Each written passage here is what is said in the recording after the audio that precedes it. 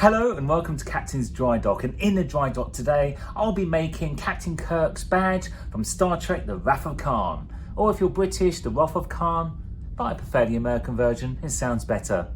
Let's make it real.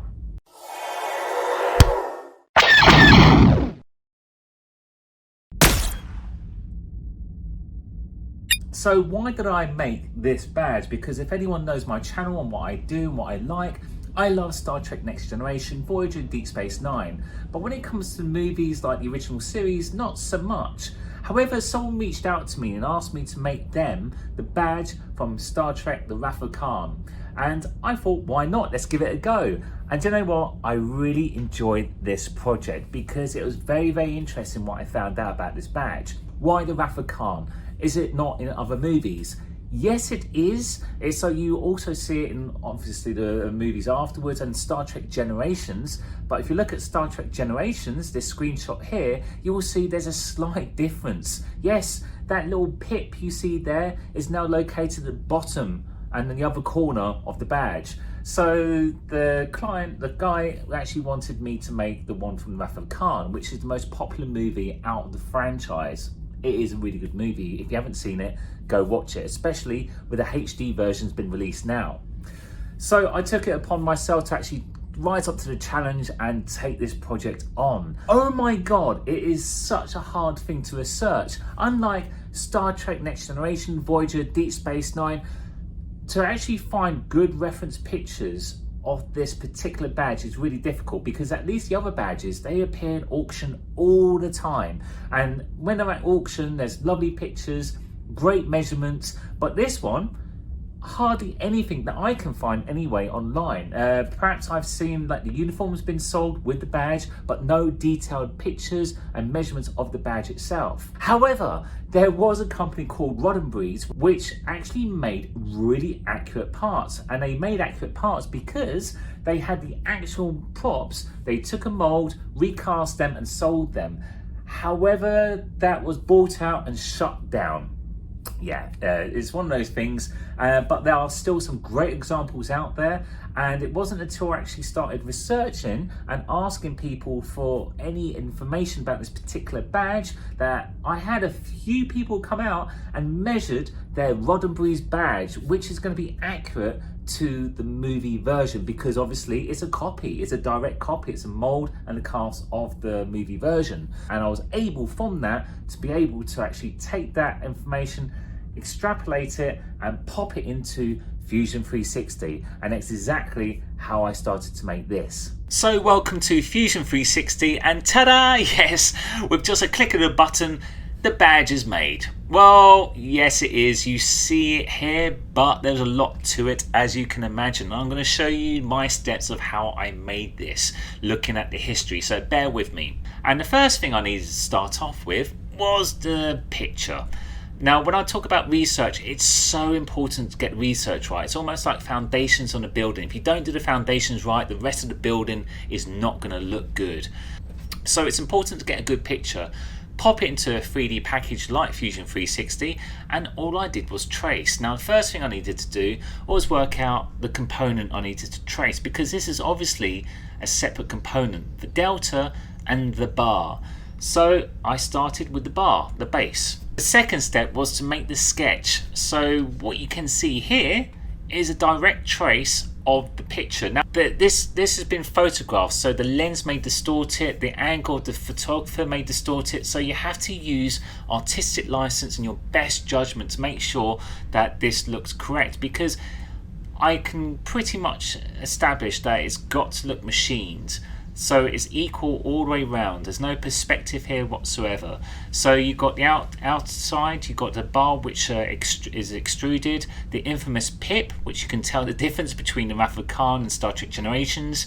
Then you've got your inner blue bar here and the outside blue colour in here, as well as the golden circles, as well as the gold star-like shape here. And that's all I had to do, was trace this. It was as easy as that. Then afterwards, this is where it got a little bit tricky. Now, not many people know about this, but let me just show you the end product. the bar, the whole badge is slightly curved. Now, I had a few people ask me that this is not accurate, but it truly is.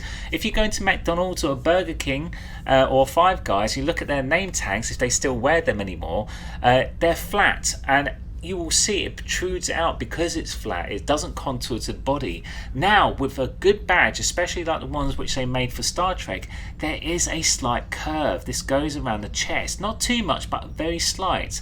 So I guesstimated the curvature, which was this. Now, this was a guesstimation by just by eye, looking at reference materials, but this I would say is pretty damn accurate. And believe me, once you start wearing something like this, you realise, yeah, this looks right. If I go back, first off, I actually made a huge circle. Here we go. So I made a huge circle. That's a solid, and then after that, I extruded the sketch from the circle, so that was going to be 100% correct. So the whole thing would now curve as well. So I did it bit by bit, doing every single element.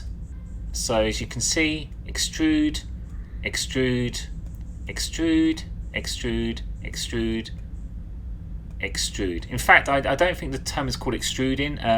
Basically, you are, what is it?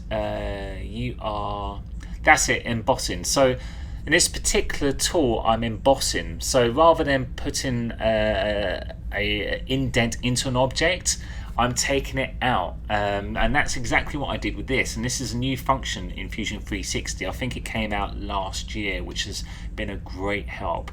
Then after that, you can see I deleted that shape. I didn't need it anymore. And now that is all curved. Even the internal parts are curved as well, and that is accurate to the badge. And then I'll take you to the final. Not much change, that's it. I gave it some radiuses here. Let me just do that again, because nothing is really sharp on this badge. You have to remember, this was made in the early 80s. So the film was 82, and so I can imagine this was made in 81. And yeah, so this was all sculpted, and nothing was really sharp on it. And in fact, it makes such a difference seeing sharp angles compared to the rounded off angles. Let me show you. There you go. That does not look right, does it? Compared to pictures that you've probably seen online, or if you got yourself a badge yourself, which is a mold cast from the original. It's meant to be slightly rounded. And it's little details like that you have to be aware of when you're trying to replicate something. Now, I'm not saying what I'm producing is 100% accurate, because obviously this is not hand sculpted, but it's pretty damn close. If they were going to make a HD version of this badge, I reckon this is how they would do it. Next thing would be the delta. There we go. Let me just get rid of the bar here. So exactly the same with the delta. What we can see here is that I did a trace. There we go, traced the actual image behind. And yes, I know people will probably see it's not exact. As I mentioned before, when it comes to photography, it's a bit of an illusion, because obviously the camera may distort it, the lens depends on the angle of the photographer, the lighting, and so you have to use your own brain, you have to use artistic license and your own judgment what you think it should look like compared to the other reference pictures that you have. And that's what I did. And so if I just scroll across, so again with that I actually did the whole emboss technique, making sure that it's slightly curved as well, because it's got to curve with the bar, because if this was flat it would not actually sit on the bar really well. So this had to be curved as well. Now, I'm not saying this is the best practice of doing things, because I'm relatively a newbie when it comes to Fusion 360. I've only been doing this since like mid last year, but it doesn't matter, so long the end result it works. And again, making sure that you start rounding off the edges. It's never sharp, it's a very slight, I think it's 0.5 to 1 millimeter roundness at the edges. But that's what I did as well, because again, the original was hand sculpted as well. I don't know that for fact, but just looking at the pictures that I've seen and my own experience, I reckon that was hand sculpted. So there we go, there's the delta as well. So far we've got the delta and the bar. Now, This is something which people need to realize when they start actually doing 3D CAD software. Now, it's not good enough to be able to actually make something here and then put it together later. You need to think ahead. It's a bit like when car designers actually design a car but don't think about the mechanic who has to fix them. So somehow I had to make sure that these two components would fit exactly together every single time. Let me just show you here. So this delta has got to fit right here. Now this delta is not symmetrical whatsoever, so it's really hard to make sure you've got this right in the middle when this is 3D printed later. So what I did was give it location points. When I say location points, I'll show you. So see those two little dots there? So those two little location dots are for the delta's little pips there. See that? So those protrude out by 2 or 3 millimeters, and so those locate directly into the bar, which means when these two elements are printed out, all I need to do is put in some should I say 2-part epoxy resin to these little holes here, and this delta would fit in every single time in the right place. So there's no faffing about, and no one's going to come up to you saying, this is slightly off, because you know that when you printed it out, it's replicating exactly what you did on the CAD system. But that's not all. Let's see the back. There are some location points here, and why are they there? Well, as simple as the badge has somehow got to attach to your tunic, and to do so I like to use magnets and a back plate, and this is the back plate. Let me just get rid of the delta and the bar, and there's the back plate. So those are two location points for 8mm by 2mm magnets, and I mean powerful rare earth magnets, I think they're called, but I've made sure that these circles are 9mm because you want the tolerance to be a little bit looser. Otherwise, trust me, I've done this, it's too tight, the whole thing cracks when you're trying to squeeze in that magnet. So these are 9mm circles for an 8mm magnet, 8x2.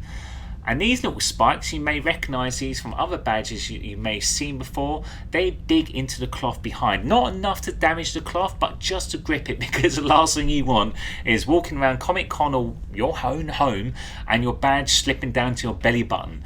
These make sure that your badge doesn't slip, because these are magnets after all, and as you move, things may slide ever so much. So these just grip on at the back. Now, if I look at the other side here, I made another indentation here, and that is for the sticker, because I like to put labels at the back, personalized labels, because I like to think like medals, you've got your own initials, you've got your own serial number at the back. And so on my badges that I make, I will put a lovely pearlescent reflective sticker with the name, rank, serial number, and Starfleet issue as well. So every detail counts. Even though this isn't canon to the films or the TV shows, the backplate, no one's going to see it. That is for you, the owner, and I love this little touch here. And now the other thing I did, again, rounded corners, because this is going to be touching your chest. It's going to probably rub against you. Now, if these had corners to them, it'd be really, really painful. Now, if I just go back in time, imagine that corner just rubbing up against you all day. That's not particularly nice, especially when you're wearing a well-fitted tunic. So I always advise pop a little rounded off corner to it. Actually, what's the term for it? It is a fillet. I should know this. So this is a fillet. Put a fillet everywhere you can when it comes to this type of thing, because it's going to be very comfortable for you, and it looks better than a sharp edge, unless it's by design. So that's it. So this is essentially the entire badge made in Fusion 360. It's very straightforward. Other than the curvature, you can easily make this badge for yourself. The other thing that I always do when it comes to making something on software like this is render. It gives me an indication if there's any imperfections. It gives me some real world lighting. It lets me see if there's anything else I need to change on this, because when you look at like the images that we've just seen before, it's not that accurate to your eye. You need to see it in the light of day, and this is what the rendering does. So I'm not doing this because it's going to go into a computer program and be animated. This is purely for me to see what I might get after I 3D print this, and you can just see how the light reflects off those, now we know, chamfers, those chamfers, and it looks beautiful. So yeah, now this is ready to print.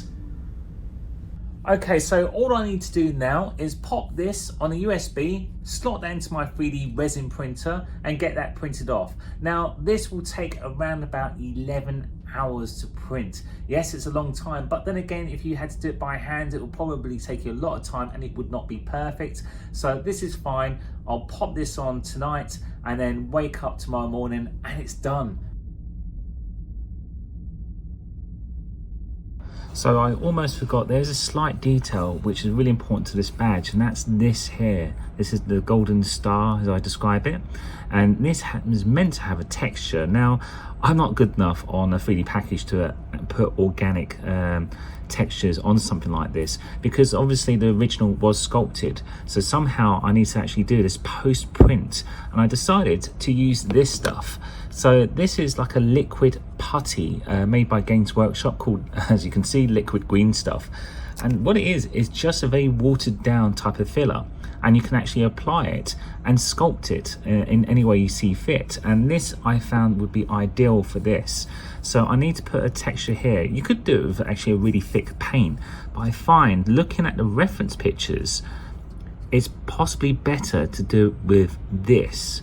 Now I'm just going to apply a load of this with a toothpick, and I'm not using a brush because the problem with a brush and this type of material, it will clog up the brush, which I don't want to do. I don't want to destroy my brushes for this. So I'm just going to apply this very, very carefully. And again, it doesn't matter if it goes over the edges because I can just clean it up later, because this is an air dry type substance. That's how it cures. So there's an example there. So I've just put some on, and it's just a big gloop. But then what I'm going to do, I'm going to just wipe off the toothpick a bit. And then, looking at the reference pictures, I'm just going to score along here. Because looking at those reference pictures, that's what the sculptor or the jewelry maker did. They just added these little marks all the way down the golden star, like so. And I think that looks like a really good representation. Again, at the moment it's green, but once that's primed and painted gold, that is going to look really, really good. So there we go, there's the texture. Might work on it a little bit more, so you can see it's just lots of lines going downwards, vertically downwards, and as this sets I can keep on going back and adjusting those marks to the point that they're really, really accurate.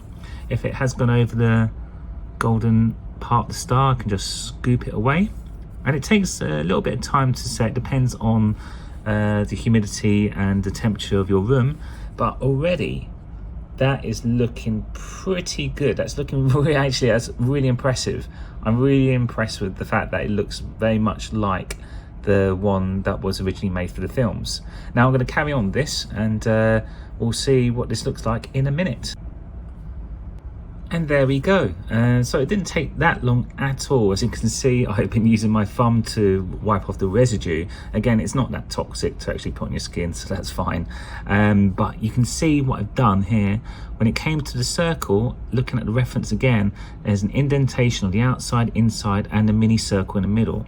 Now, I wasn't too bothered about these parts here because that's going to be covered by the delta, but I still mark them off nonetheless because sometimes it's difficult to work out where the delta begins and ends, but that's not too bad whatsoever. Now all I have to do now is give it a coat of paint. Now it's printed, it's all about painting it. Now this is the great thing about resin printing, because there's no huge amount of layer lines, because it's super smooth. That's one of the reasons why it takes 11 hours, because it's super high definition. Now all I need to do here is basically give it a wash, give it a bath, get all any other chemicals or residual greases off of it, give it a hit of grey primer, and then straight onto the colour.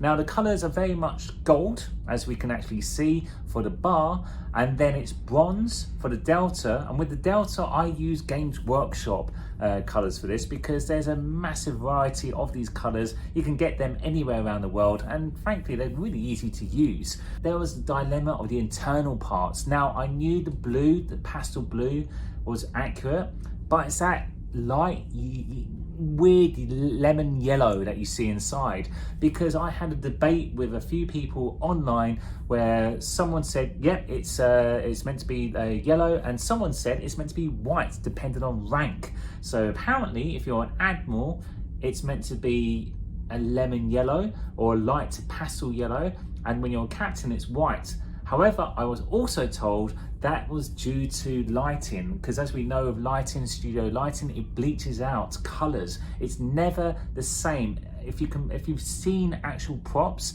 compared to what they look like on TV, they're not the same, because the lighting's so harsh. And so that yellow was dyed to look white on some scenes on the films. So I stuck with the light pastel lemon yellow, and do you know what? It coincides with every single piece of reference material that I've got, so I'm quite happy with that.